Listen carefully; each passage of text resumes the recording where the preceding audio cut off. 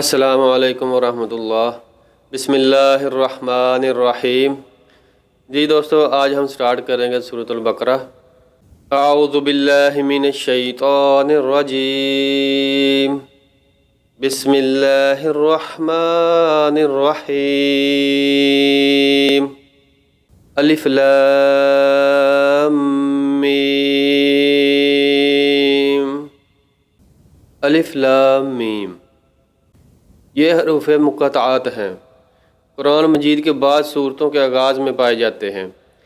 جس زمانے میں قرآن مجید نازل ہوا، اس دور کے اسلاف بیان ہیں۔ اس طرح کے حروف مقطعات کا استعمال عام طور پر معروف تھا۔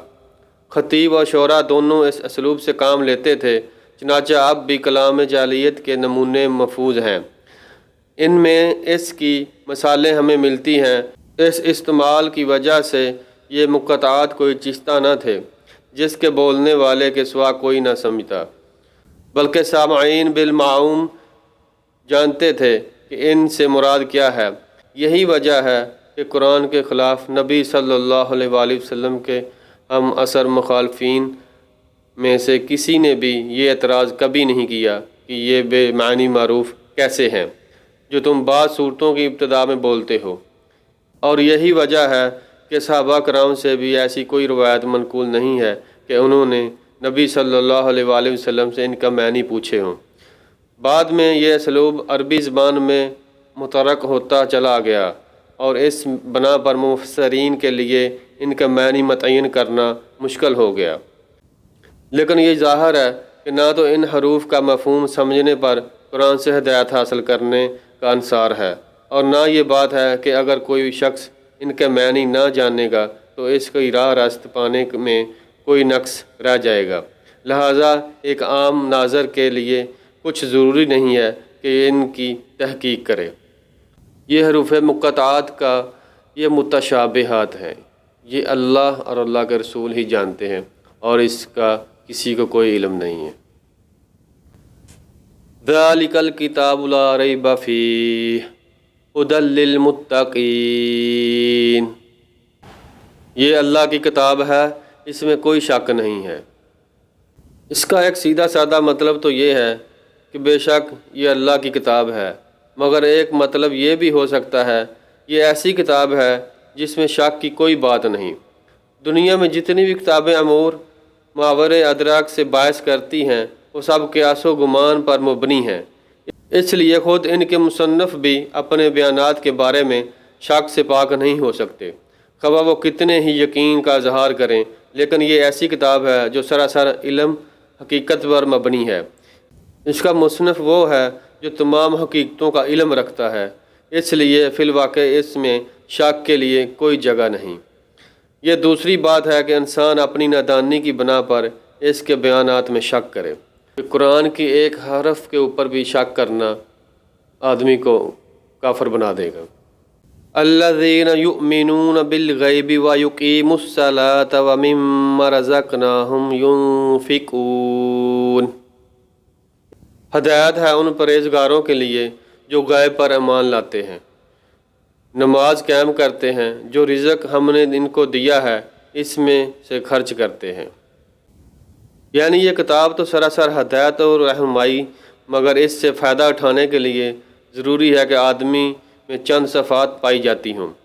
ان میں سے اولین صفت یہ ہے کہ آدمی پرہیزگار ہو، بھلائی اور برائی میں تمیز کرتا ہو، برائی سے بچنا چاہتا ہو، بھلائی کا طالب ہو اور اس پر عمل کرنے کا خواہش مند ہو۔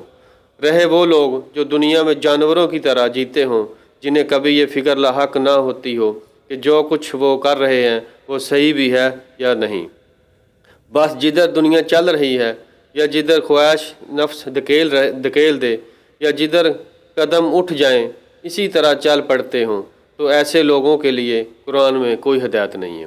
مثال کے طور پہ کہتے ہیں کہ اللہ ہمیں ہدایت دے گا تو ہم ایسا کریں گے۔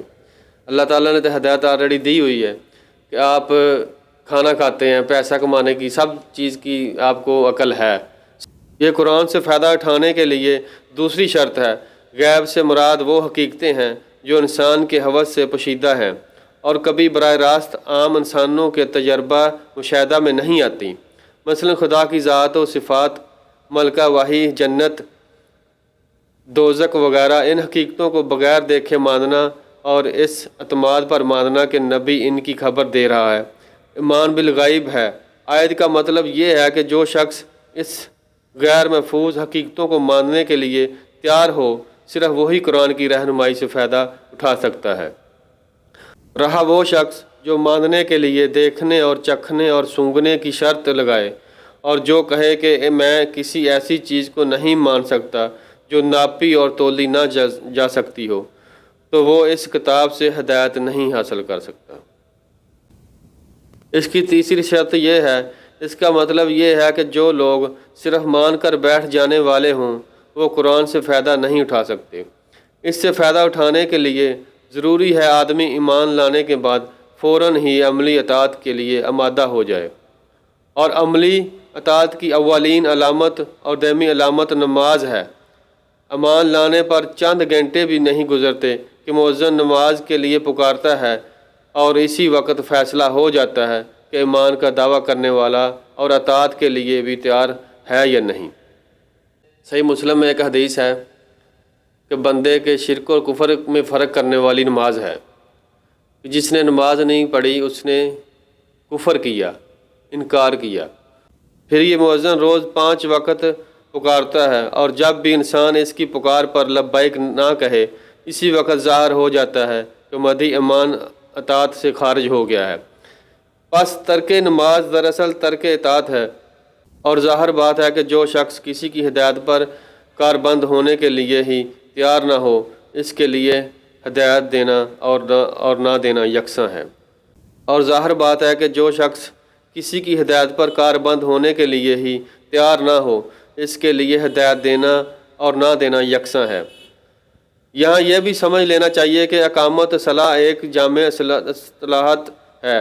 اس کے معنی صرف یہی نہیں ہے کہ آدمی پابندی کے ساتھ نماز ادا کرے، بلکہ اس کا مطلب یہ ہے کہ اجتماعی طور پر نماز کا نظام باقاعدہ قائم کیا جائے۔ اگر کسی بستی میں ایک شخص انفرادی طور پر نماز کا پابند ہو لیکن جماعت کے ساتھ اس فرض کا ادا کرنے کا نظام نہ ہو، تو یہ نہیں کہا جا سکتا کہ وہاں نماز قائم کی جا رہی ہے۔ یہ قرآن کی رہنمائی سے فائدہ اٹھانے کے لیے چوتھی شرط ہے کہ آدمی تنگ دل نہ ہو، زر پرست نہ ہو، اس کی مال میں خدا اور بندوں کا جو حقوق مقرر کیے جائیں انہیں ادا کرنے کے لیے تیار ہو۔ جس چیز پر ایمان لایا ہے اس کی خاطر مالی قربانی کرنے میں بھی دریغ نہ کرے۔